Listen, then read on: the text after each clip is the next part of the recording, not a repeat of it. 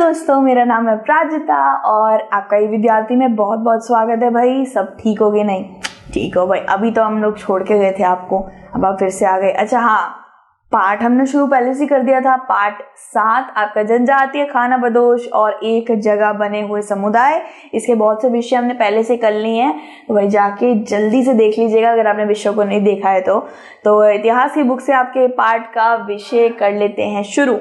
विषय है आपका बदलता समाज, नई जातियां और श्रेणियां। अब इससे पहले हमने पढ़ा था भाई खाना बदोश के बारे में, बंजारों के बारे में, है ना। उससे भी पहले हमने पढ़ा था जनजातियों के बारे में, आदिवासियों के बारे में। ठीक है, अब इसमें ये बताया जा रहा है कि कुछ ऐसी जातियां आ गई थी जिसे अंग्रेजी में बोला जाता है जातियां, उर्फ क्या बोला जाता है, सोचिए, सब कास्ट बोला जाता है। ठीक है, जैसे कि आप जानते ही हैं हमारे 4 वर्ण हैं। ठीक है, पहले पे आता है ब्राह्मण, दूसरे पे आता है क्षत्रिय, तीसरे पे आता है वैश्य, चौथे पे आता है शूद्र। इन 4 वर्णों के अंदर भीतर लोग, मतलब इसके अंदर घुसने के लिए लोग काफी ज्यादा बेचैन होते थे कि शायद हम इस 4 वर्ण में आ जाए तो हमारी थोड़ी, एक होता है ना जो 4 वर्णों में मतलब कहलाता था ना, इसके अंदर घुसा रहता था, उसकी थोड़ी इज्जत बाकी लोगों से ज्यादा होती थी। अब एक छोटा सा उदाहरण लेके देखते हैं। कक्षा के अंदर जिसके आप कह सकते हैं 95 में से 100 के बीच में सबके नंबर आए, तो वो कितने चुनिंदा 3-4 बच्चे ही होंगे, तो उनको कक्षा से काफी अलग देखा जाएगा। उनको मैम भाई बहुत ज्यादा उनकी प्रशंसा करेगी, उनको चॉकलेट देगी, है ना। तो वैसे ही ब्राह्मण, क्षत्रिय, शूद्र, वैश्य, ये 4 वर्ण है। वर्ण के बाद, ये वर्ण 4 खत्म होने के बाद जो जातियां आती है उन्हें सब कास्ट बोला जाता है। ठीक है, अंग्रेजी में सब कास्ट यानी कि जातियां। तो जातियों के बारे में हम इस विषय में पढ़ने वाले हैं कि कौन कौन सी नई नई जातियां उभर के आ रही थी, कौन सी नई श्रेणियों को ब्राह्मणों ने बनाया था। ठीक है, लोगों को एक नया नाम मिल रहा था, लोगों को एक नया वर्ग मिल रहा था, वो क्या था। ठीक है, जैसे समाज की जरूरतें बड़ी, नए कौशल वाले लोगों को छोटी जातियों की आवश्यकता थी, या वर्ण में जातियों का उदय हुआ, ब्राह्मण में नई जातियों का भी उदय हुआ। आप सिर्फ ये मत सोचिए कि सिर्फ ये वर्ण प्रणाली के बाद छोटी छोटी जातियां बनी, बस आप ये कह सकते हैं कि ब्राह्मणों के अंदर भी जातियां बनी। ब्राह्मण जो सबसे पहले वर्ण में आते हैं, जाति नहीं है वो वर्ण है, सबसे पहला वर्ण में ब्राह्मण आते हैं। ब्राह्मणों में भी अलग अलग जातियां, अलग अलग समूह बने। जैसे कि देखा जाए तो मैं सांडल्य गोत्र हूँ, ठीक है, बाकी कार्य कुंज होते हैं, ये अलग अलग समुदाय हैं, अलग अलग समूह हैं, है तो ब्राह्मण ही लेकिन अलग अलग है। ठीक है, तो इसमें हम यही बता सकते हैं कि जैसे ही लोग बढ़ रहे थे, लोगों की जरूरतें बढ़ रही थी, तो छोटे छोटे काम करने वाले छोटे छोटे लोगों के कौशल सामने आ रहे थे कि अच्छा आपको काम करवाना है लकड़ी का, ठीक है, मैं राजमिस्त्री हूँ, मैं काम कर सकता हूँ। एक कौशल आया सामने, एक कौशल को साथ में रखने वाला आया।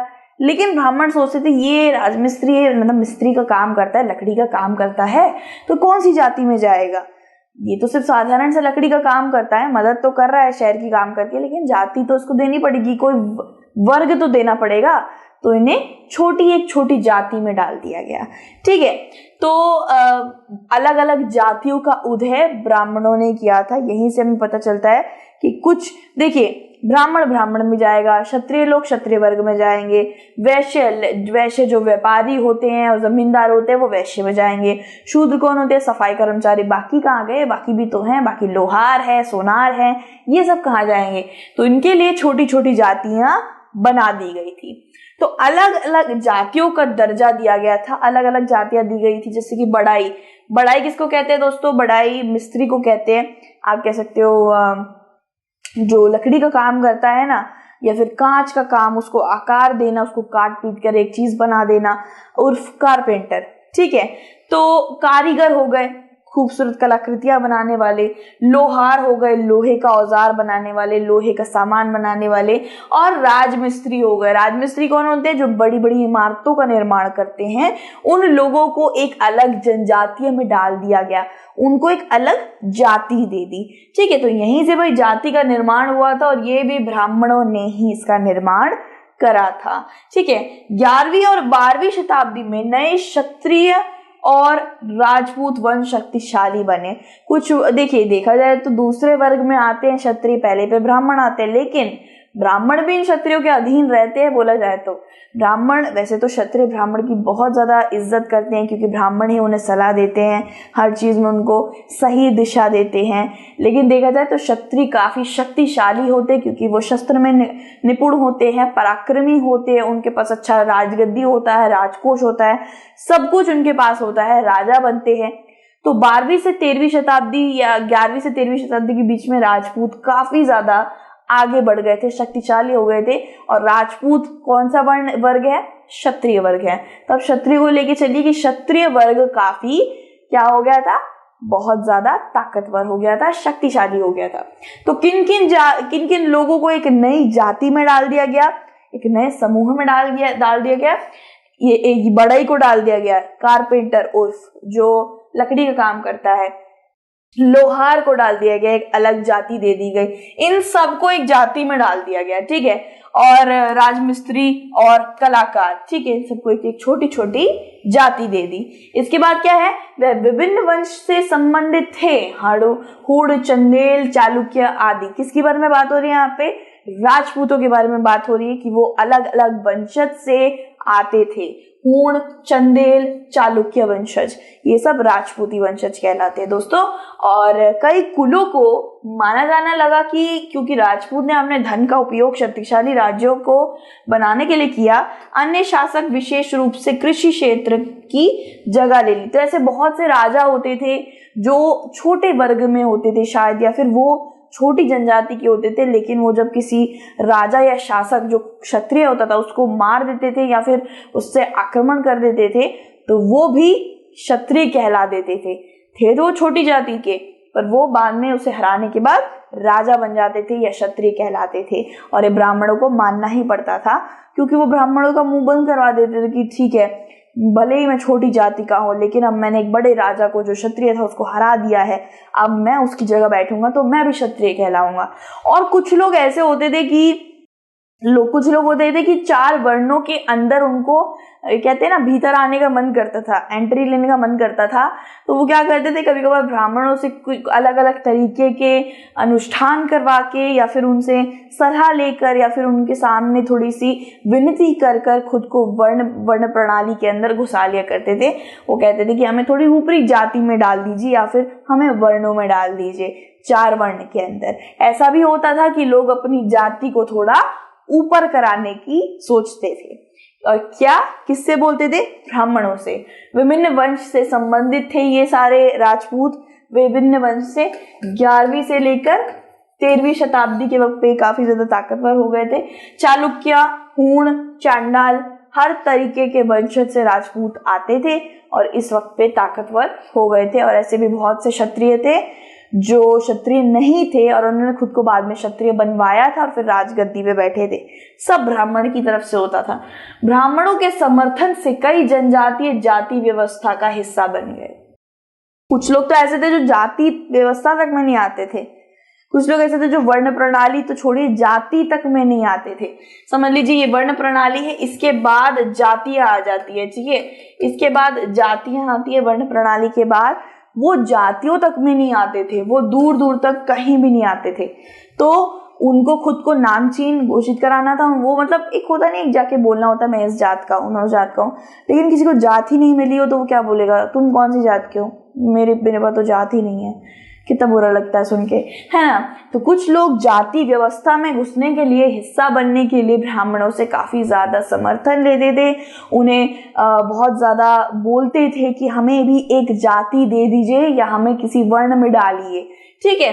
इसके बाद क्या है, केवल प्रमुख जनजाति ही शासक वर्ग में शामिल हो सकती थी। ये बात भी है भाई, एक ये शर्त भी रहती थी कि हर कोई ऐरा गैरा जाति में नहीं आ सकता।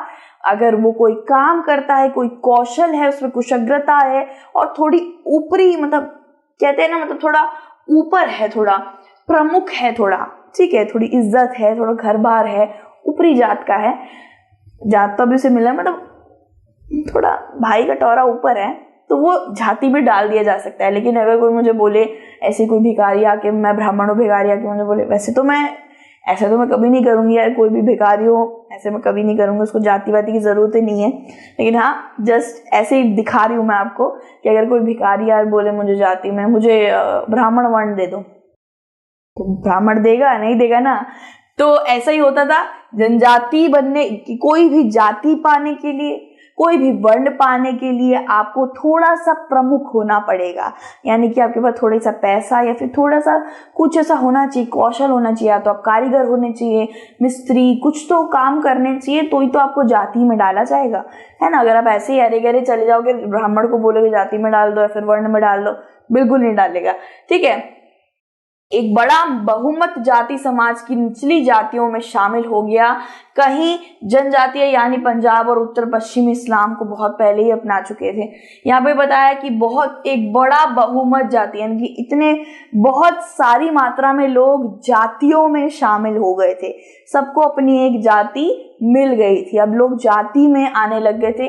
देखिए ये जो 4 वर्ण है ना, ब्राह्मण, क्षत्रिय, वैश्य, शूद्र, इसमें आना थोड़ा सा मुमकिन नहीं था, क्योंकि ये बहुत ऊंचे वर्ण माने जाते थे। क्षत्रिय ब्राह्मण तो बहुत ही ऊंचे वर्ण माने जाते थे।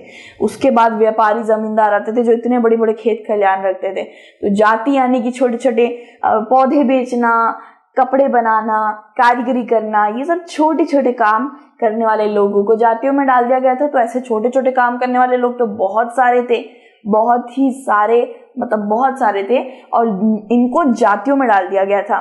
फिर उसके बाद हमें बताया जा रहा है कि उत्तरी पश्चिमी भाग है ना हमारा, भारत का उत्तरी पश्चिमी भाग हो गया आपका अफगानिस्तान, बलोचिस्तान, पाकिस्तान, यहाँ के लोग, और देखिए पाकिस्तान और पंजाब थोड़ा सा सड़क के लग के तो है ना, सबके पास से हमारा बॉर्डर जाता है, ठीक है। तो भाई पंजाब के कुछ हिस्सों में और पाकिस्तान और बलोचिस्तान, ये उत्तरी पश्चिम में पड़ जाता है हमारा, पाकिस्तान, बलोचिस्तान, ये सब उत्तरी पश्चिमी पड़ जाता है। तो इन जगहों के लोगों ने बहुत पहले ही इस्लाम कबूल कर लिया था। बहुत से लोगों ने इस्लाम कबूल कर चुके थे उत्तरी पश्चिमी भारत के क्षेत्र के और पंजाब के क्षेत्र के। अभी देखा जाए तो पंजाब में प्रमुख मात्रा में पंजाबी हैं, ठीक है, लेकिन उस वक्त पे पंजाब में पंजाबी नहीं, उस वक्त पे मुगल शासक था, मुगल शासन हो रहा था। वहाँ पे उस वक्त थोड़े बहुत लोग इस्लाम कबूल कर चुके थे, और वो ये जनजाति, वर्ण प्रणाली, बंटवारा, ये सब कुछ नहीं मानते थे, वो सिर्फ इस्लाम को मानते थे। उन्होंने हिंदू रूढ़िवादी द्वारा निर्धारित आदेश को स्वीकार नहीं किया। इन क्षेत्रों में यह स्वीकार नहीं करा गया था। उत्तर पश्चिमी भारत और पंजाब के अंदर ये रूढ़िवादी, हिंदूवादी जो भी ये वर्ण प्रणाली और जनजातीय प्रणाली सब चल रही है, वो सब नहीं मानी जाती थी। पंजाब और उत्तरी पश्चिमी सिर्फ इस्लाम मानता था, और इस्लाम में सब चीजें नहीं होती है, बंटवारा वगैरह, जाति वगैरह नहीं होती है, ठीक है। तो उत्तर पश्चिमी भाग देख लीजिए, ये हमारा पूरा, ये मैंने यहाँ पे नक्शा लगाया है, ये हमारा उत्तर पश्चिमी भाग पड़ जाता है। देखिए पंजाब भी उत्तर पश्चिमी भाग में आ जा रहा है, और इसके बाहर आपका पड़ जाता है अफगानिस्तान, बलूचिस्तान, पाकिस्तान, ये सब पड़ जाता है। उत्तरी पश्चिमी भाग इस्लाम कबूल कर चुका था और हिंदू रूढ़िवाद में वो विश्वास नहीं रखता था। इसके बाद जो विषय आएगा वो है नजदीकी से एक तरफ, और इसका होगा आपका अहोम, ठीक है, अहोम। यहाँ पे ये थोड़ा नीचे चला गया है, हम इसको बाद में ठीक कर लेंगे, ठीक है भाई, इसके लिए माफी चाहती हूँ। तो इस वाले विषय में हम दूसरी वीडियो में मिलेंगे। थोड़ा पानी वानी पीजिए, थोड़ा खा पी लीजिए। मैं भी आपसे थोड़ी देर बाद मिलती हूँ दूसरे विषय में। And be happy, be positive, God bless you. आपको हमेशा भगवान जी खुश रखे, और कभी भी परेशान मत होना, कभी भी चिंता मत करना। कमेंट बॉक्स में जरूर बताना आपको ये विषय कैसा लगा, और अपना ध्यान रखिएगा। Take care and bye bye, piece.